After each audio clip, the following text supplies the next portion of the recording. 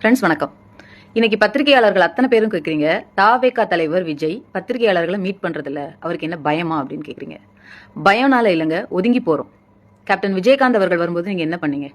நாட்டு மக்களுக்கு என்னென்ன அநீதி நடக்குது, அராஜகம் நடக்குது, ஊழல் நடக்குது, இதை பத்தி எதையுமே கேட்கறதுக்கு உங்களுக்கு தெம்பு இல்ல, திராணி இல்ல. ஆனா புதுசா ஒருத்தங்க அரசியல் கட்சி ஆரம்பிச்சாங்க அப்படின்னா அவங்களை ஒரு ட்ரோல் மெட்டீரியல் ஆக்கணுங்கிறதுக்காகவே கேள்வி கேட்கறீங்க பாத்தீங்களா?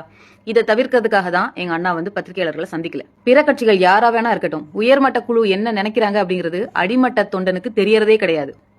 ஃபார் எக்ஸாம்பிள், நேத்து வரைக்கும் டிஎம்கேல இருக்கக்கூடியவங்க பிரேமலதா மேடம் கழுவி கழுவி ஊத்திட்டு இருந்தாங்க. நேத்து பாருங்க கூட்டணி.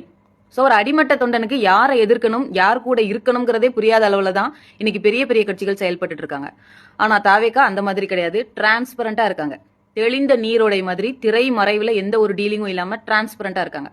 சோ விஜயண்ணா மனசுல என்ன நினைக்கிறாரோ அதை தான் ராஜ்மோகன் சார் பேசுவாரு, அதை தான் ஆனந்த் அண்ணா பேசுவாரு, அதை தான் செங்கோட்டையன் சார் பேசுவாரு, சிடி நிர்மல்குமார் சார் பேசுவாரு, ராஜ்மோகன் சார் பேசுவாரு.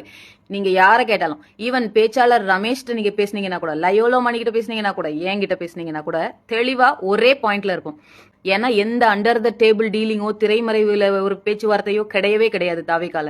அதனால நாங்க தெம்பா தைரியமா எங்க போனாலும் கான்பிடென்டா பேசலாம். இதே கான்பிடென்ட்டோட பிற கட்சிகள்ல இருக்க யாராவது ஒரு தொண்டர் பேச முடியுமா? ஏன்னா அவங்க இன்னைக்கு ஒண்ணு பேசிட்டு வந்திருப்பாங்க, நாளைக்கு மேல இருக்கிறவங்க வேற முடிவு எடுத்திருப்பாங்க. எங்க கட்சியில அந்த மாதிரி கிடையாது. அதனால பத்திரிகையாளர் சந்திப்பு வச்சு விஜய் அண்ணா தான் ஒரு விஷயத்த சொல்லணும் அப்படிங்கிறது கிடையாது. நாங்க எல்லாருமே டாப்ல இருந்து பாட்டம் வரைக்கும் குறிக்கோள் ஒண்ணுல தான் இருக்கோம். கொள்கை எதிரி யாருங்கிறதுல தெளிவா இருக்கிறோம். நாட்டுல என்னென்ன பிரச்சனை நடக்குது, நாங்க எந்த டைரக்ஷன்ல போகணும் அப்படிங்கறத எங்க கட்சியில இருக்கிறவங்க எங்களுக்கு இன்டிமேட் பண்ணிட்டே இருக்காங்க. எஸ்ஐஆர் போராட்டத்தை எடுத்துக்காட்டா எடுத்துக்கோங்க. இந்த போராட்டம் எப்படி நடத்தணும், என்ன பதாகைகள் வைக்கணும், என்ன பேசணுங்கிறது வரைக்கும் ஆனந்தனா ப்ரிப்பேர் பண்ணி கூகுள் டிரைவ்ல ஷேர் பண்றாரு தொண்டர்களுக்கு.